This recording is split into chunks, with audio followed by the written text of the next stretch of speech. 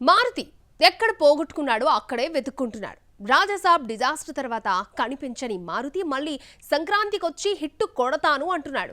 ప్రస్తుతం ఏం చేస్తున్నాడు, ఎవరికి కథ రాసుకుంటున్నాడో చూద్దామా. రాజాసాబ్ ఫ్లాప్ ప్రభాస్ కంటే మారుతికే ఎక్కువ నష్టం కలిగించింది. సినిమా బాగోకపోతే ఇంటికి రావాలంటూ ప్రీ రిలీజ్ ఈవెంట్ లో అడ్రస్ ఇచ్చాడు మారుతి. చివరికి ఈ మాటలే మారుతికి తలనొప్పిగా మారాయి.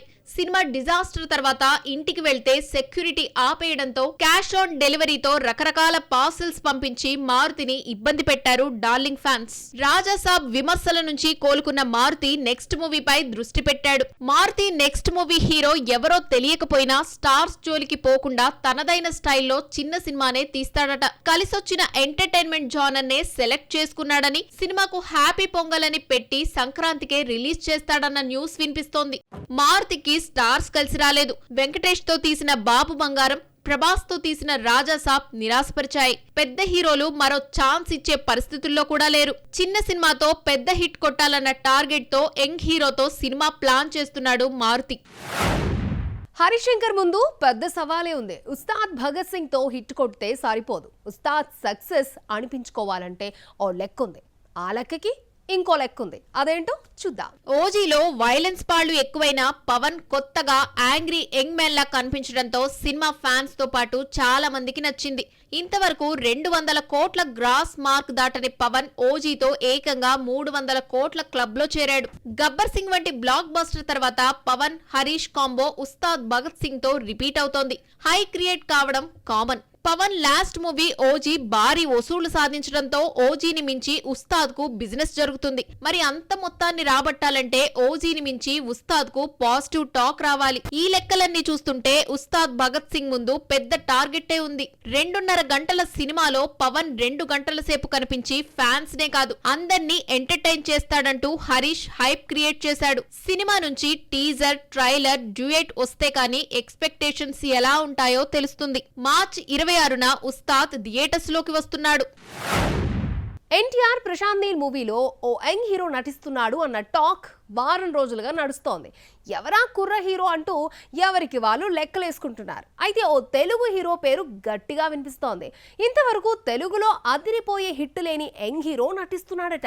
అతనెవరో చూద్దాం. ఏజెంట్ డిజాస్టర్ తర్వాత 2 ఏళ్లకు లెనిన్ మూవీ మొదలుపెట్టాడు అఖిల్. సినిమాను మే 1న రిలీజ్ చేద్దామనుకుంటే ఏప్రిల్ 30న పెద్ది రావడంతో లెనిన్ రిలీజ్ డైలమాలో పడింది.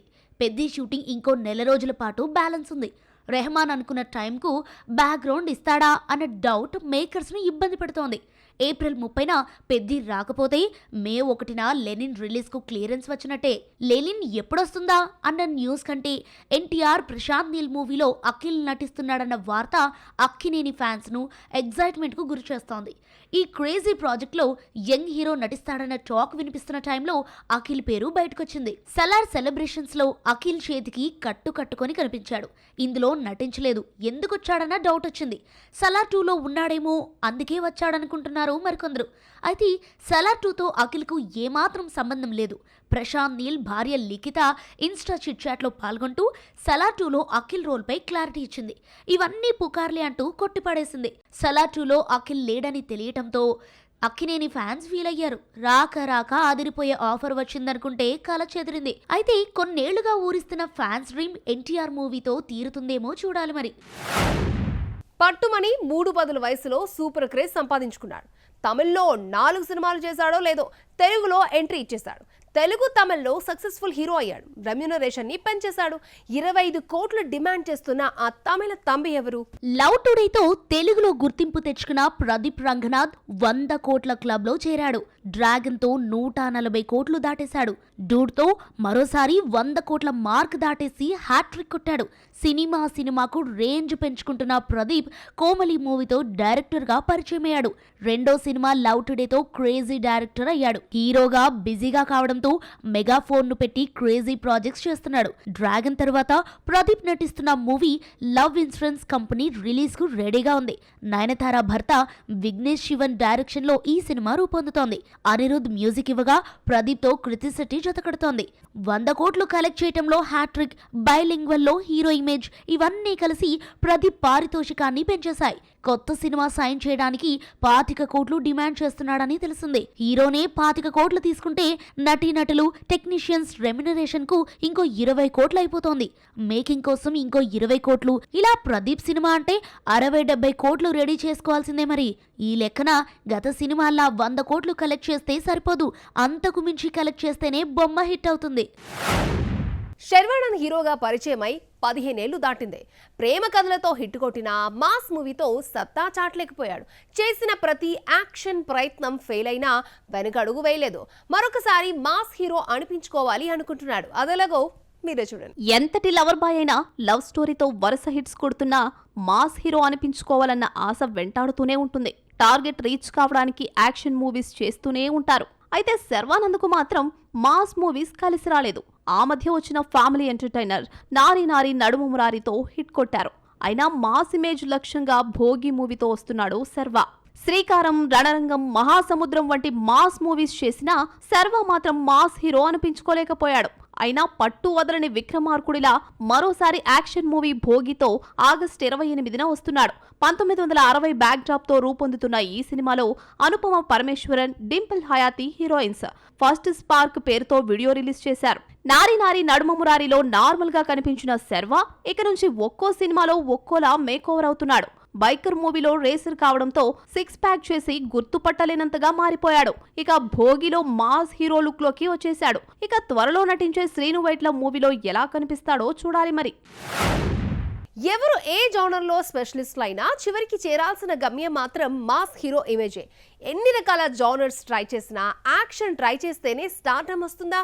స్టార్స్ వెళ్లే దారిలో వెళ్తేనే యంగ్ హీరోలు కూడా స్టార్స్ అనిపించుకుంటారా? అందుకే యంగ్ హీరోలు మారిపోతున్నారా? యంగ్ హీరోలు మేము సైతం అంటూ కొత్త ప్రపంచాన్ని సృష్టిస్తున్నారు. కింగ్డమ్ లో విజయ్ దేవరకొండను కొత్తగా చూపించాడు దర్శకుడు గౌతమ్ తిన్ననూరి. సినిమా హిట్ కాకపోయినా తగ్గేదేలే అంటూ ప్రస్తుతం రౌడీ హీరో మాస్ యాక్షన్ మూవీసే ఏరి కోరి సెలెక్ట్ చేసుకుంటున్నాడు. రౌడీ జనార్దన్, రణబలి వీడియోలు చూస్తుంటే హిట్ పడే వరకు యాక్షన్ ని వదిలేటట్టు కనిపించడం లేదు. విరూపాక్ష, బ్రో తర్వాత సాయి దుర్గా తేజ్ గ్యాప్ తీసుకుని సంబరాల ఏటిగట్టు అనే పెద్ద సినిమాతో వస్తున్నాడు. ఈ మూవీతో రోహిత్ కేపీ దర్శకుడిగా పరిచయం అవుతున్నాడు. యాక్షన్ సీన్స్ లో ఎలివేషన్స్ ను ఓ రేంజ్ లో చూపించాడు దర్శకుడు. యంగ్ హీరోలు ఒకరేంటి, అందరిది ఒకే మాట, ఒకే రూట్. బడ్జెట్ పెరిగినా ప్రేక్షకులకు కొత్తదనం ఆవిష్కరించాలి. ఇలా అయితేనే హీరోలుగా నిలబడగలుగుతాం, లేదంటే కష్టమన్న సంగతి అర్థమైంది అనుకుంటా. అందరూ ఒకేసారి మేల్కొన్నారు. ఎవరికి వాళ్ళు తమని తాము కొత్తగా ఆవిష్కరించుకుంటున్నారు. నిఖిల్ అయితే ఏడాది నుంచి మరో మూవీ జోలికి వెళ్లకుండా స్వయంభూ అనే హిస్టారికల్ మూవీ చేస్తున్నారు. హీరో కత్తి పెడితే ఒకరిని కాదు 100 మందిని రమ్మని సవాల్ విసిరేలా యాక్షన్ సీన్స్ డిజైన్ చేశారు. ఈ యంగ్ హీరోల కథంతా ఒకలా ఉంటే నాని స్టోరీ మరోలా ఉంది. ఈ కుర్ర హీరోలో ముందుగా దసరా, సరిపోదా శనివారంతో మాస్ హీరో అనిపించుకున్నాడు. స్టార్ హీరో అనిపించుకోవడమే నాని ముందున్న టార్గెట్. దీనికోసమే నటిస్తున్నట్టు పారడైజ్ టీజర్ సాంగ్స్ ఉన్నాయి. లేటెస్ట్ గా రిలీజ్ అయిన ఆయా షేర్ సాంగ్ లో బన్నీ, తారక్, రామ్ చరణ్ కు ధీటుగా స్టెప్లేసి ఆకట్టుకున్నాడు నాని.